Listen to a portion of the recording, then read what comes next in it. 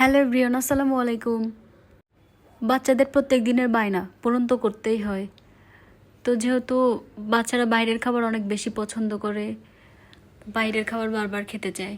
Chips বাচ্চাদের অনেক পছন্দের খাবার, কিন্তু বাইরের প্যাকেটজাত চিপস খেলে বাচ্চাদের অনেক ক্ষতি হয়, অরুচি দেখা দেয়, ঠিকমতো খাবার খেতে চায় না। সেই জন্য বাইরের খাবারটা কম খাওয়ানো ভালো।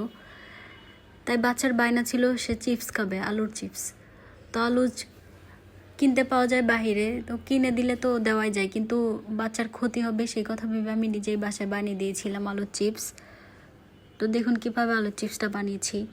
এখানে আমি বড় দেখে 2টা আলু নিয়েছি, সেগুলোকে ছুলে একদম পাতলা পাতলা করে স্লাইস করে কেটে নিয়েছি। কেটে নেওয়ার পর ভালো করে লবণ পানিতে ভিজিয়ে রেখে ধুয়ে এখানে আমি 1/2 চা চামচ লবণ দিয়েছি, 1/2 চা চামচ গুঁড়ামরিচ এবং 1/2 চা চামচেরও কম হলুদের গুঁড়া দিয়ে দিয়েছি।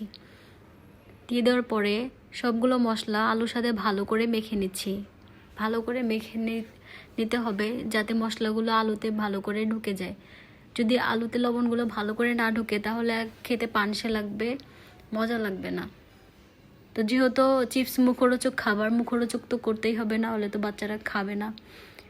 তো এটাকে ভালো করে দেখুন কিভাবে মাখিয়ে নিচ্ছি। এভাবে মেখে 5 মিনিট রেখে দিতে হবে। চিপসগুলোকে একদম ডুবো তেলে ভাজতে হবে, তাহলে একদম মুচমুচে হয়ে যাবে। সেই জন্য এখানে অনেকটা পরিমাণ তেল দিয়ে দিয়েছি। তো তেলের ভিতরে আলুগুলো দিয়ে আস্তে আস্তে একদম লো টেম্পারেচারে এটাকে ভেজে নিচ্ছি। বেশি আঁচ বাড়ানো যাবে না, চুলার আঁচ বেশি বাড়িয়ে দিলে তাহলে পুড়ে যাবে, এটা ক্রিস্পি হবে না। তাই একদম চুলার আঁচটা কমিয়ে আস্তে আস্তে এটাকে ভেজে নিতে হবে। একদম কম আঁচে ভেজে নিতে হবে, আস্তে আস্তে ভাজতে হবে।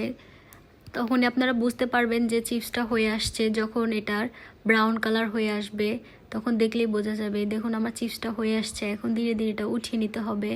তো যেহেতু অনেক তেল দেওয়া হয়েছিল তো তেল থাকবে, তাই তেলটাকে একটু ঝরিয়ে নিচ্ছি। তেলটা ঝরিয়ে চিপসগুলোকে নামিয়ে নিব। আপনারা তো দেখেছিলেন চিপসগুলো আমি হাতে ভেঙে দেখিয়েছিলাম কত সুন্দর ক্রিস্পি হয়েছিল। তো এইভাবে তেল ঝরিয়ে নামিয়ে নিয়ে এর উপরে মুখরোচক করার জন্য একটু চাট মশলা বা ম্যাজিক মশলা উপরে ছিটিয়ে দিলেই হয়ে যাবে আপনাদের চিপস। তো এই চিপসটা একদম আলু চিপসের